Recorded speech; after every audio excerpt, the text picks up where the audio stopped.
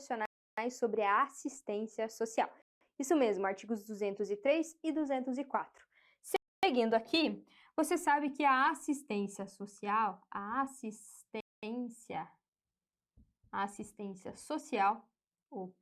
social, está dentro de Seguridade Social. Lembra-se, o Megazord da Seguridade Social composta pela saúde, previdência e assistência social. Topíssimo! Assistência social. Quais são as características da assistência social? As duas principais características dela são quais?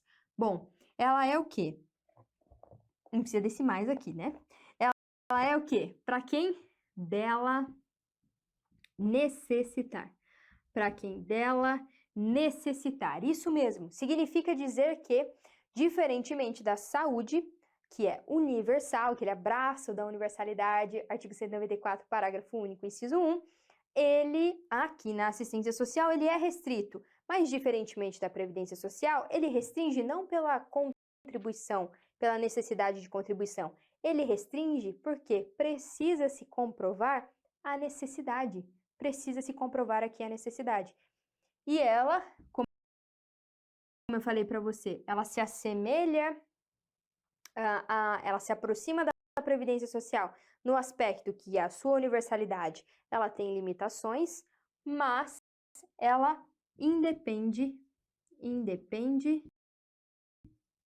de contribuição.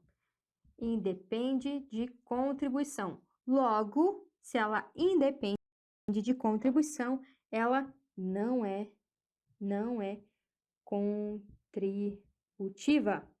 Ela não é contributiva. Você não paga para acessar a assistência social. Você não paga para acessar. Até porque, se eu estou falando de uma estrutura de necessidade, de comprovação de necessidade, não tem aqui esta contribuição, né? Este vínculo contributivo, certo? E bom, dentro dos destaques aqui, falando do 203 caput, ele segue, né, nos seus incisos, a princípio, 5 incisos, teve a emenda constitucional, não a 103 de 2019, mas a 114, e a 114 ela alterou aí, incluindo mais um inciso dentro dos objetivos da assistência social. O primeiro objetivo da assistência social, lá do inciso 1, ele fala de proteção, certo? Ele fala de proteção. E quando ele fala de proteção, ele fala de proteção da família, infância, adolescência,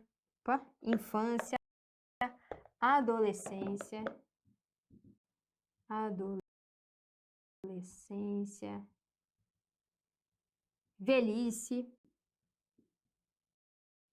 família, infância, adolescência, velhice, ou seja, ele coloca aqui, para além disso, né, a maternidade e maternidade.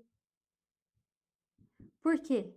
Ele estabelece que aqui serão os objetivos. Serão os meus objetivos da assistência social. Então, eu tenho família, infância, adolescência e velhice no requisito proteção. Certo?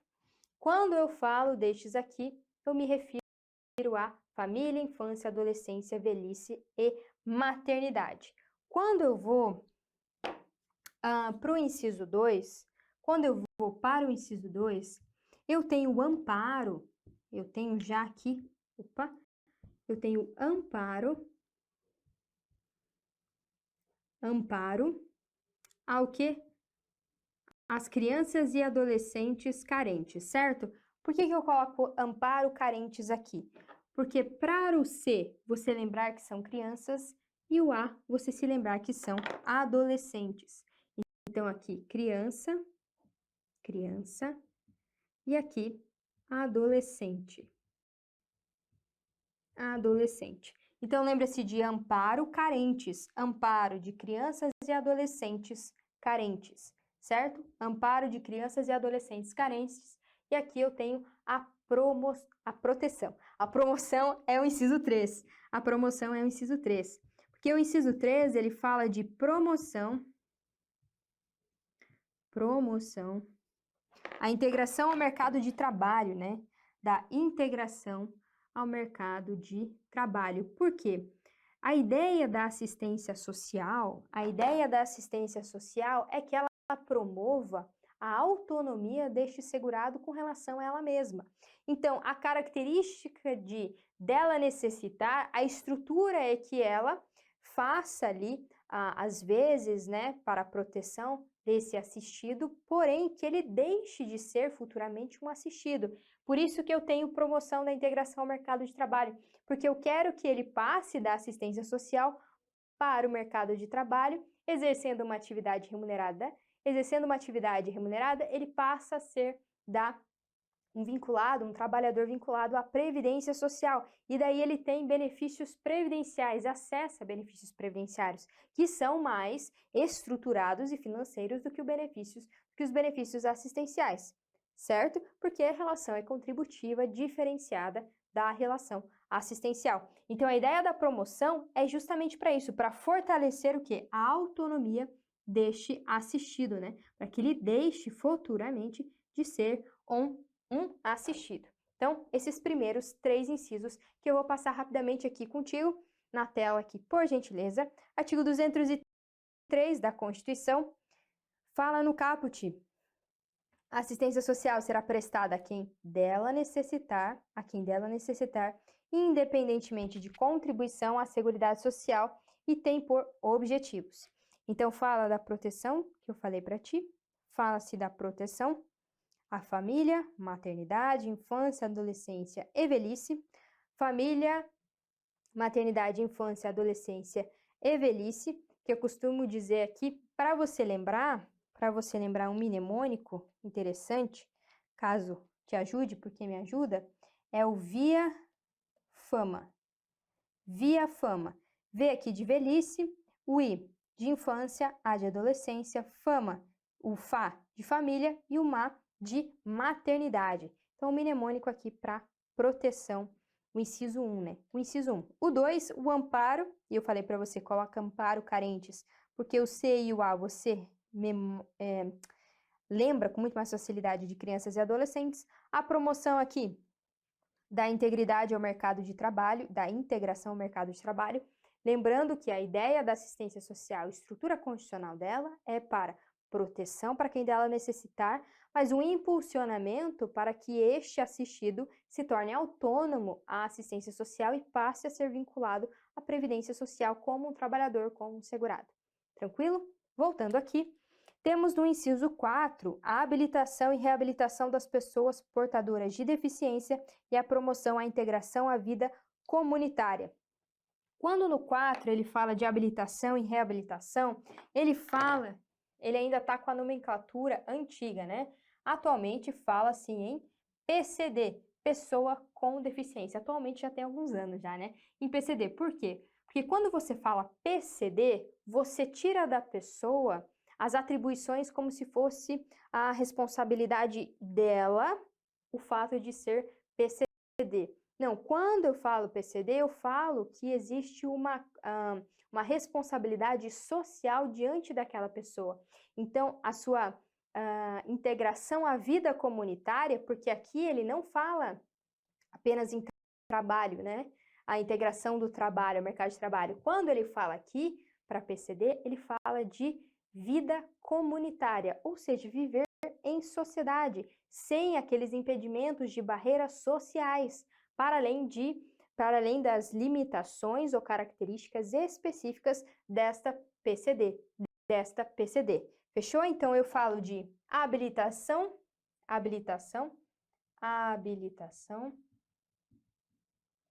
e reabilitação,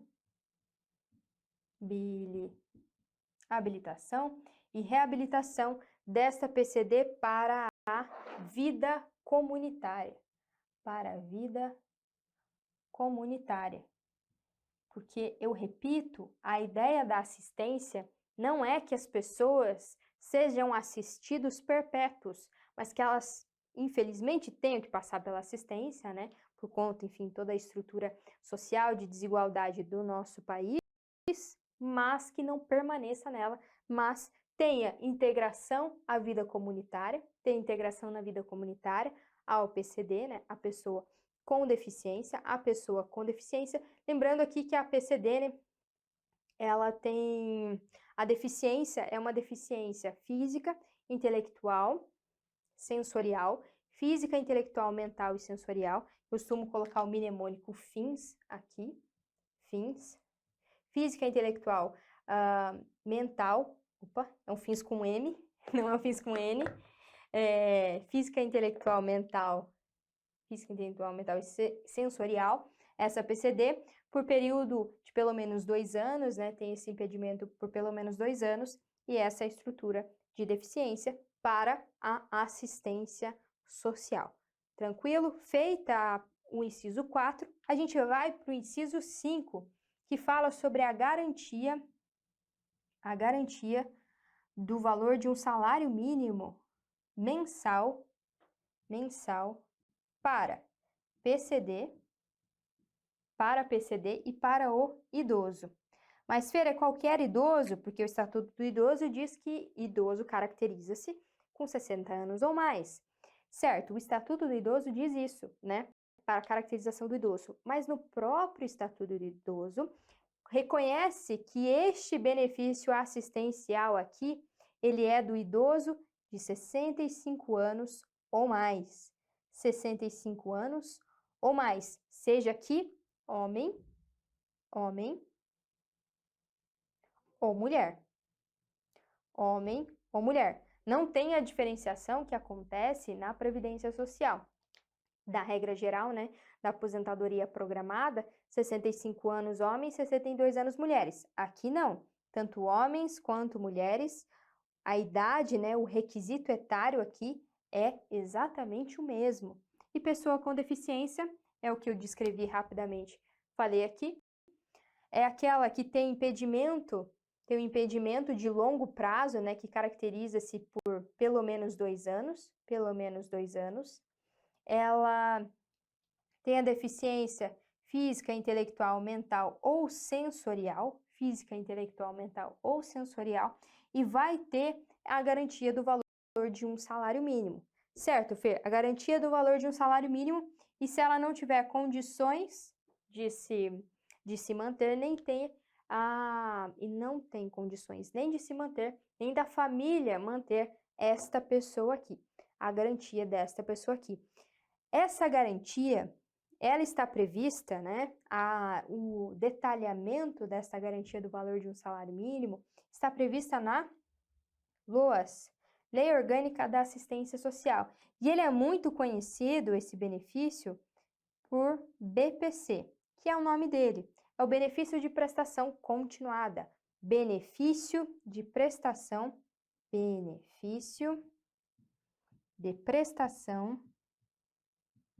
continuada.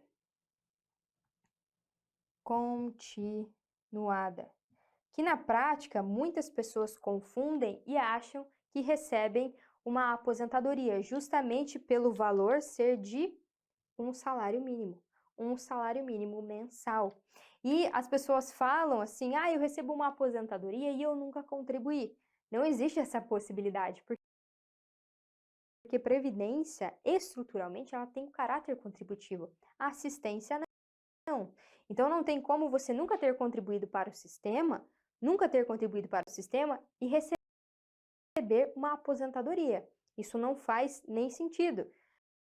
Você conhecendo já a estrutura da Previdência Social e da assistência. Então, essa pessoa, na verdade, ela recebe um BPC-LOAS, um amparo social ao idoso ou à pessoa com deficiência, assim que aparece no CNIS dela, no Cadastro Nacional de Informações Sociais. Por quê?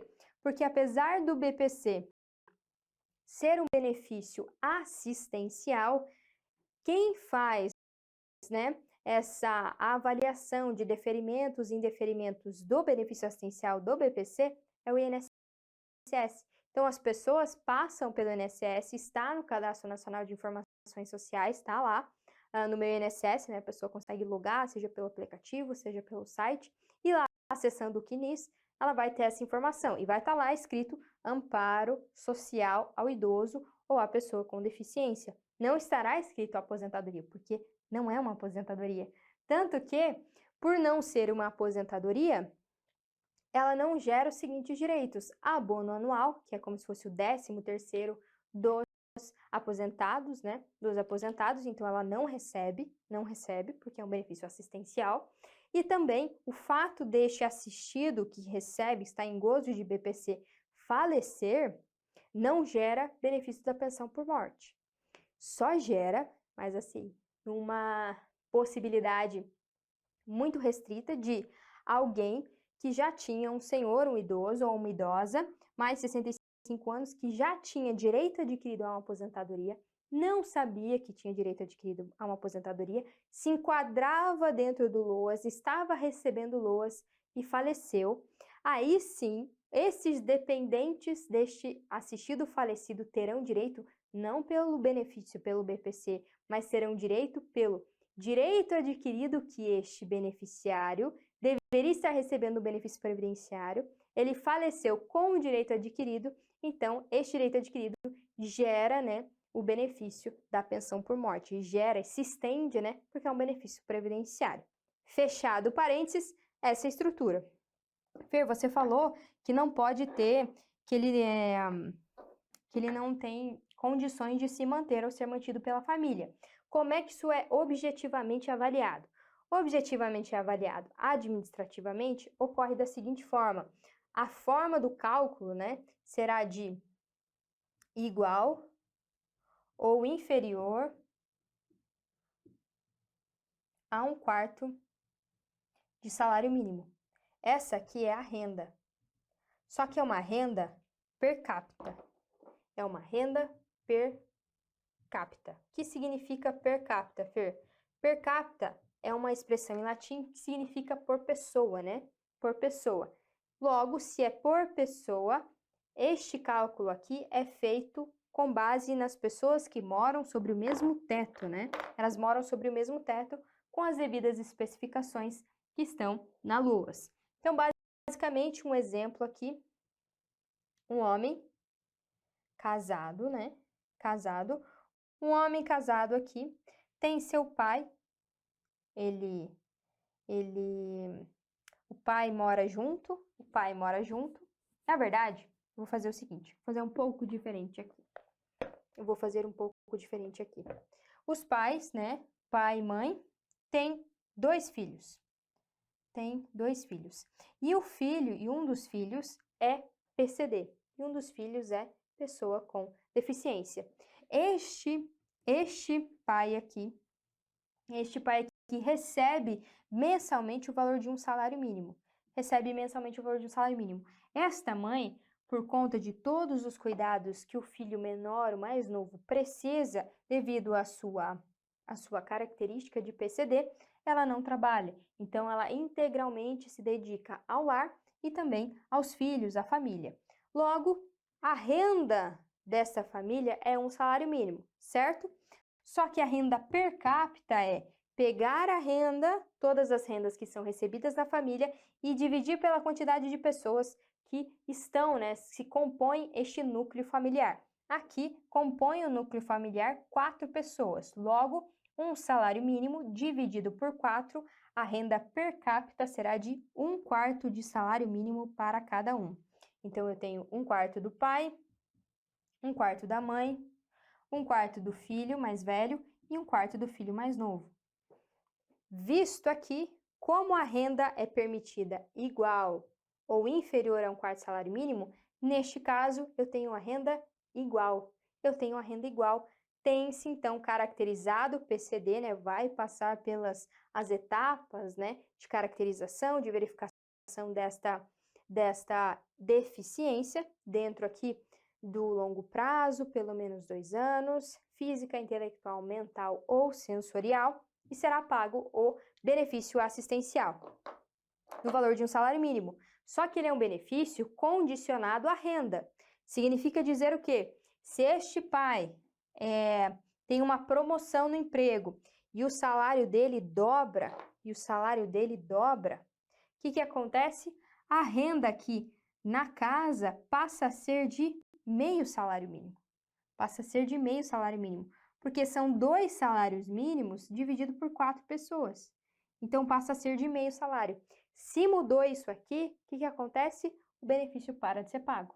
O benefício para de ser pago, porque ele está diretamente ligado a 2 requisitos: ao requisito do idoso, ou PCD, e ao requisito da renda, que a renda ela pode ser alterada a qualquer momento. Tranquilo? Feito isso aqui, esclarecido, vamos voltar para a tela para eu continuar contigo. Então, bora. No inciso 5, fala, né, da garantia de um salário mínimo, benefício mensal, a pessoa aqui ainda está com a redação antiga, né, a Constituição não teve atualização, a portadora de deficiência, e ao idoso que comprovem, ou seja, precisa dessa comprovação, não possuir meios de prover a própria manutenção ou tê-la promovida por sua família conforme dispuser em lei. Beleza, a Constituição fala, olha, eu só vou dar a garantia. Quem vai detalhar é a lei. Então vem a LOAS, que é a lei, aqui comigo, 8742, que detalha. O benefício de prestação continuada é a garantia de um salário mínimo mensal, a PCD, né? Aqui já com a expressão correta atual, e ao idoso com 65 anos ou mais que comprovem não possuir meios de prover a própria manutenção nem tê-la promovida por sua família. Uma questão interessante que eu quero chamar a atenção para você é o tema 173 do STF, do Supremo Tribunal Federal, que decidiu que a assistência social prevista no 203, inciso 5, ou seja, esta aqui, da Constituição Federal beneficia brasileiros natos, naturalizados e estrangeiros residentes no país, atendidos os requisitos constitucionais e legais. Ou seja, pelo princípio da universalidade da cobertura e do atendimento que é aplicado à Seguridade Social, na hora da assistência, a assistência ela abrange sim os estrangeiros. A Previdência também, com as suas especificidades de contribuição, né, se caracterizados ali os segurados, né, como segurado obrigatório ou segurado facultativo, e também a saúde, né, que ela é universal. Tranquilo? Então, os estrangeiros podem sim receber BPC-LOAS, mas têm que preencher os requisitos específicos para o recebimento deste benefício assistencial. Seguindo, o 203, aqui a alteração, né? Aqui a alteração da Emenda Constitucional 114 de 2021. A redução da vulnerabilidade socioeconômica de famílias em situação de pobreza ou de extrema pobreza. Você acha que isso aqui vai cair na sua prova? Eu tenho certeza absoluta, isso aqui vai despencar na sua prova. Por quê? Recentemente tivemos a pandemia, recentemente ainda estamos passando pela pandemia, e o que aconteceu? O governo teve o auxílio emergencial. O auxílio emergencial, na finalização do auxílio emergencial, teve-se a criação do Auxílio Brasil, né? E o Auxílio Brasil extinguiu o antigo, né, Bolsa Família. Então, olha ali comigo na Lei 14.284 de 2001. Esta lei instituiu o programa Auxílio Brasil e o programa Alimenta Brasil, em substituição ao programa Bolsa Família, de que trata a Lei 10.836, de 2004, e ao programa de aquisição de alimentos, de que trata o artigo 16 da Lei 10.696, de 2003, respectivamente, e define metas para taxas de pobreza no Brasil. Fechou? Então, destaca isso no seu material, né? No seu material também, nos seus estudos de lei seca. Então, destaca o inciso 6, que foi aí atualizado na Constituição, no artigo 203 da assistência social. Topíssimo? Então, feito isso, continuamos, passamos então para o artigo 204. O artigo 204 fala que as ações governamentais na área da assistência social serão realizadas com recursos do orçamento da Seguridade Social previstos no artigo 95, além de outras fontes, e organizadas com base nas seguintes diretrizes: Então, repara que quando ele fala da assistência social, ele fala, olha, os recursos vão vir de orçamentos da Seguridade e, além disso, de outras fontes.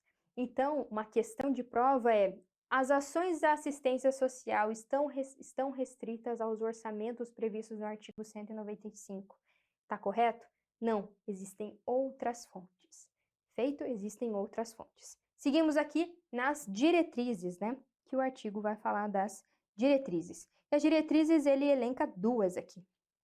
Descentralização político-administrativa, cabendo a coordenação e as normas gerais à esfera federal e a coordenação e execução dos respectivos programas às esferas estaduais e às esferas estadual e municipal, bem como as entidades beneficentes e de assistência social. E o 2 fala da participação da população por meio de organizações representativas na formulação das políticas e no controle das ações em todos os níveis. Então, destaca a descentralização político-administrativa e também a participação da população. Porque se a ideia que é essa assistência social, ela não só entre como para quem dela necessitar, mas também impulsione para que deixe de ser um assistido da assistência social, o que eu tenho? Se eu tenho essa estrutura, eu preciso de descentralização político-administrativa e participação da população. Eu tenho que trazer para perto. Eu tenho que trazer para perto com a participação da população e eu tenho que descentralizar. Para quê? Quanto mais descentralizado essa política administrativa, eu tenho o quê? Eu escuto quem está mais próximo ali de todos os riscos sociais da assistência social. Então, eu sou muito mais eficaz. As minhas políticas assistenciais, elas são cirúrgicas com relação ao que deve ser feito e como isso deve ser feito. Seguindo, o parágrafo único tem uma história bem interessante, porque assim, o parágrafo único 204, ele foi incluído pela emenda constitucional 42 de 2003. E essa emenda constitucional, ela, a princípio, ela tinha a alteração do sistema tributário nacional e das outras providências, porque a princípio, essa emenda constitucional 42 era para cuidar do sistema tributário nacional. E, falando rapidamente como funciona o legislativo, existe a proposta da emenda constitucional e ela vai tramitando nas duas casas, né, na Câmara e no Senado, e ela vai sendo alterada, né? O texto da proposta ela vai sendo alterado, votado, enfim, e ele vai alterando até o final. Então, inauguramente, a proposta não tinha este artigo 204, parágrafo único, e ele foi incluído na tramitação. Por quê? Existia, né, os estados reivindicavam que fosse feito esse incentivo para o programa de apoio à inclusão e promoção social. Então, bora lá para a redação específica do artigo. É facultado aos estados e ao Distrito Federal vincular a programa de apoio à inclusão e promoção social até 0,5% de sua receita tributária líquida, vedada a aplicação destes recursos no pagamento de. Aí ele fala, rapidamente ele fala o seguinte, é facultado, é uma escolha, né? Ou seja, os estados e o DF têm a possibilidade de pegar até 5% da sua receita tributária líquida e fazer o quê? Direcionar, vincular para este Programa de Apoio à Inclusão e à Promoção Social. Topíssimo? Só que tem uma vedação. Se você está reservando estes 5%, esses até 5%, você não vai usar esse dinheiro para essas 3 hipóteses aqui. Quais são? Despesa com pessoal e encargos sociais, serviço, da dívida, qualquer outra despesa concorrente não vinculada diretamente aos investimentos ou ações apoiados. Ou seja, Constituição, olha, Estado e DF, eu possibilito você pegar até 5% da sua receita tributária líquida para vincular neste programa de apoio à inclusão e proteção social. Show! Mas não vai me pegar esses 5% e querer pagar outros rolês, que são esses rolês desses incisos 3, esses 3 incisos aqui. Então, é isso que ela fala. A Constituição restringe, olha, eu faculto você fazer isso, porque era uma reivindicação dos estados fazer isso, e foi possibilitado pela Emenda Constitucional 42 de 2003. não só foi possibilitado aqui dentro da assistência social, mas também lá na cultura, né? Lá na cultura, lá no artigo 216. Se você olhar lá, tem uma estrutura bem parecida com esse parágrafo único aqui e os incisos também, porque da mesma forma ele possibilita a vinculação, mas restringe que você não vai usar essa grana para outro rolê que eu tô falando aqui. Se é para apoiar, né? Se é para o programa de apoio, inclusão e promoção social, então paga, então vincula, né? Então direciona o dinheiro público para isso. Feito? Tranquilíssimo aqui? Então é isso. Eu espero que tenha ficado claro e um abraço.